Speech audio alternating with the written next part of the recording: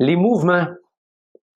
Tout mouvement effectué par de la main-d'œuvre ou tout mouvement d'équipement qui ne contribue pas directement à ajouter de la valeur au processus va être considéré comme étant un gaspillage. Les gaspillages de mouvement augmentent artificiellement vos coûts. Certaines caractéristiques des gaspillages de mouvement. Donc, le temps qu'un individu va consacrer à rechercher quelque chose, chercher un dossier, chercher une fourniture, aller chercher des stocks, ça va être considéré comme étant un gaspillage de mouvement. Le temps consacré à s'étirer pour saisir des objets, un environnement de travail qui est mal organisé, un poste de travail qui est mal adapté, des équipements ou des stocks qui sont éloignés des postes de travail vont nécessairement générer des gaspillages de mouvement.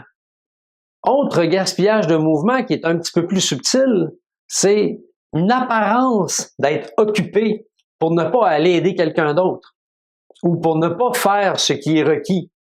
Donc, on va gaspiller des mouvements, on va gaspiller du temps pour faire semblant d'être occupé. Pendant ce temps-là, on n'est pas en train de créer de la valeur, puis on augmente les coûts. Lorsqu'il y a de nombreux obstacles sur les postes de travail ou sur le plancher et qui doivent être contournés, nécessairement, ça va gaspiller des mouvements et on n'est pas disponible à créer de la valeur. Lorsqu'il y a de nombreux tiroirs ou des portes à ouvrir et à fermer continuellement dans une journée, on crée des gaspillages de mouvements et on augmente artificiellement les coûts. Prenez le temps d'observer ce qui se passe dans votre entourage et constatez le gaspillage de mouvement.